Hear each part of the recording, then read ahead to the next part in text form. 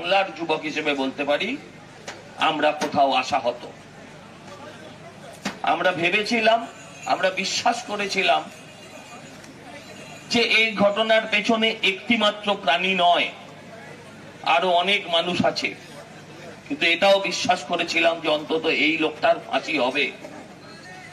কিন্তু সেই আজকের জাজমেন্ট তিনি বিচার ব্যবস্থার মধ্যে দিয়েই সেই রায় দিয়েছেন, কিন্তু সাধারণ মানুষ হিসেবে আমার মনে হয়েছে এই রায় আমরা সাধারণ মানুষ খুশি নয়।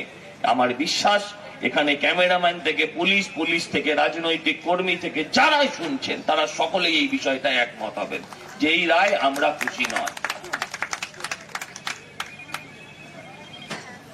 আমরা খুশি নয়। গত 13-14 বছর ধরে পশ্চিমবঙ্গে শাসনের নাম করে যে শোষণ চলছে তাতে আমরা খুশি নয়। আমরা দেখতে পাচ্ছি যে যারা প্রতিবাদ করবেন তিনি যদি ডাক্তার হন, তিনি যদি সাধারণ মানুষ হন, তিনি যদি বিরোধী দলের কর্মী হন, সবার ক্ষেত্রেই একটা ব্যবস্থা, সেটা হচ্ছে পুলিশ লেলিয়ে দেওয়া। আজকে আমরা স্বাস্থ্য দপ্তরের সামনে এসেছি স্বাস্থ্যমন্ত্রীর বিরুদ্ধে, কিন্তু স্বাস্থ্যমন্ত্রী শুধু স্বাস্থ্যমন্ত্রী হিসেবে ব্যর্থ নয়, পুলিশ মন্ত্রী হিসেবেও তার ব্যর্থতা অপরিসীম। একটু আগে অগ্নিমিত্রাদি বলছিলেন যে পার্থর ঘরে টাকা মমতাদি জানেন না, বালুর ঘরে চাল মমতাদি জানেন না, খাটের নিচে খেলনা আর খাটের উপরে অর্পিতা সেটাও মমতাদি জানেন না। আমি বলছি এটা তো অনেক দূরের ব্যাপার, বাইরের ব্যাপার। ঘরে কে ধাক্কা মেরে ফেলে দিল কুচবিহাইন সেটাও মমতা ব্যানার্জি জানেন না, এটা আমাদের জানতে হবে।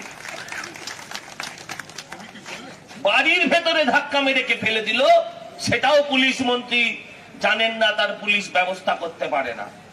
অত্যন্ত লজ্জার। আমরা দেখেছিলাম বাম আমলে বেহালার ভেজাল তেল, সেই ভেজাল তেল খেয়ে বেশ কিছু মানুষ মারা গিয়েছিলেন এবং বহু মানুষ পঙ্গু হয়ে গিয়েছে। সারা বাংলা গর্জে উঠেছিল। আর আজকে আমরা দেখছি ওষুধে ভেজাল, সেই ভেজাল ওষুধ, মানে ভেজাল ওষুধ বললেও ভুল হবে, স্যালাইনটা হচ্ছে আপনার প্রাইমারি। আপনি হসপিটালে গেলে সবার আগে যেটা করা হয় সেটা আপনাকে একটা স্যালাইন আপনার শরীরে প্রবেশ করানো হয়। সেই স্যালাইনে ছত্রাক, সেই স্যালাইনে বিষ, এটা আজকে আমাদের অত্যন্ত স্বাভাবিক ঘটনা হয়ে দাঁড়িয়েছে। আজকে মানুষ মরলে পরে মমতা ব্যানার্জি ডাক্তারদের বাড়িতে পুলিশ পাঠাচ্ছে। বলছেন যে জুনিয়র ডাক্তাররা অপারেশন করবে কেন?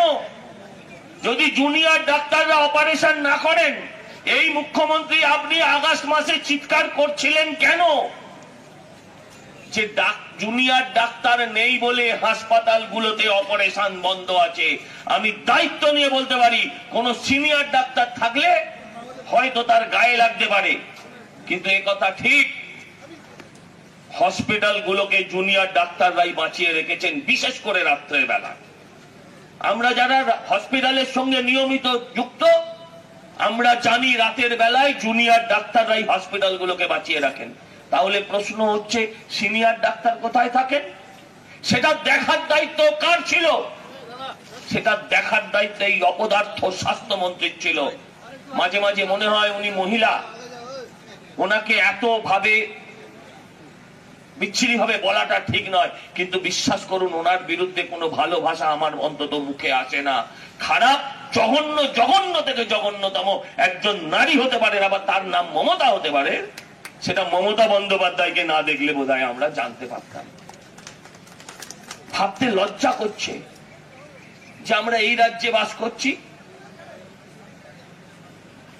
যেখানে শ্রমিকরা বলছিলেন যে স্যালাইন বন্ধ হলো, স্যালাইনের ব্যবহার বন্ধ হলো না কেন? উৎপাদন বন্ধ হলো, ব্যবহার বন্ধ হলো না কেন?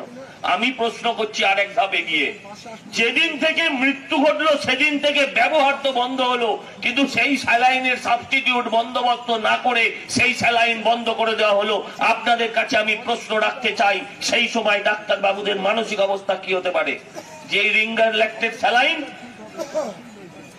দিলে পরে মরতেও পারে, নাও মরতে পারে, আর যদি এই স্যালাইনটা না দিই তাহলে মৃত্যু নিশ্চিত। এই হচ্ছে আজকে আমাদের বাংলার শিক্ষা ব্যবস্থা, স্বাস্থ্য ব্যবস্থা। এই বাংলায় একটাই শিশুর বাঁচার অধিকার আছে, একটা না দুটো, একটা হচ্ছে ওনার নাতনি, আর একটা হচ্ছে ছলাকি কাঞ্চনের মেয়ে। আর কারোর কোনো শিশুর এই রাজ্যে বাঁচার অধিকার নেই।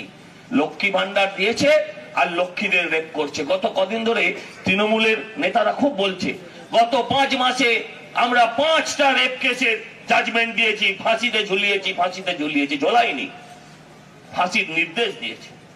কিন্তু এটা বলছে না গত 5 মাসে 5টা রেপের ঘটনা তার মানে ঘটেছে, যেটাকে ওরা বলছে না, সেটা বাংলার মানুষকে বলতে হবে, বুঝতে হবে, মিডিয়াকেও আরো সজাগ হতে হবে, আরো চিৎকার করতে হবে, এবং বিরোধী দলগুলোকেও আরো রাস্তায় নামতে হবে। আমি বক্তব্যকে দীর্ঘায়িত করব না, কিন্তু আমি বিশ্বাস করি কুলোর বাতাস দিয়ে মমতা বন্দ্যোপাধ্যায়কে তাড়ানো যাবে না। কুলোর বাতাস দিয়ে মমতা বন্দ্যোপাধ্যায়কে তাড়ানো যাবে না। মমতা বন্দ্যোপাধ্যায়কে তাড়ানো সম্ভব একমাত্র গণবিদ্রোহের মধ্যে দিয়ে, একমাত্র যেভাবে বাংলাদেশ থেকে হাসিনাকে তাড়িয়েছে এই রাজ্যের হাসিনাকেও ঠিক সেইভাবেই তাড়াতে হবে। তাদের তাড়ানোর পেছনে মৌলবাদী ইন্ধন ছিল, আর আমাদের তাড়ানোর পেছনে জাতীয়তাবাদী মানসিকতা থাকবে। এই কথা বলে আপনাদের সকলকে প্রণাম জানিয়ে আমি আমার বক্তব্য শেষ করলাম। জয় হিন্দ, বন্দে মাতারাম, ভারত মাতা কি। ধন্যবাদ সজলদাকে। আমাদের মঞ্চের পিছনে যারা রয়েছেন আমাদের কর্মীরা, তারা দয়া করে মঞ্চের সামনে আসুন। আমাদের অনেকক্ষণ ধরে বিক্ষোভ সমাবেশ চলছে, অবস্থান বিক্ষোভ চলছে, আর বেশিক্ষণ হবে না। এবার আপনারা মঞ্চের দুপাশে যারা আছেন তারা মঞ্চের সামনে এসে দয়া করে দাঁড়ান। এবার আমাদের মধ্যে বক্তব্য রাখবেন, সংক্ষিপ্ত বক্তব্য, মাননীয় তাপস রায় মহাশয়।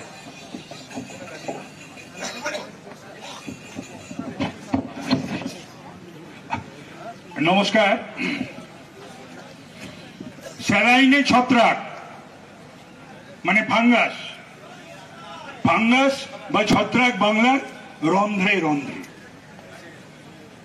স্বাস্থ্য ব্যবস্থায় এমন কোন জায়গা নেই যেখানে ছত্রাক নেই। এখানে আছেন আমাদের দলের সভাপতি ডক্টর সুকান্ত মজুমদার, কেন্দ্রীয় মন্ত্রী, আছেন দিলীপ ঘোষ মহাশয়, আমার আগে সজল তার বক্তব্য রেখেছেন, অগ্নিমিত্রা পাল তার বক্তব্য রেখেছেন, এবং আরো অনেকেই রাখবেন বা রেখেছেন। আমি একমত সজলের সঙ্গে যে আপনি বিচার চান, আপনি চাকরি চান, আপনি চিকিৎসা চান, মমতা ব্যানার্জিকে রেখে আপনি কিছু পাবেন না।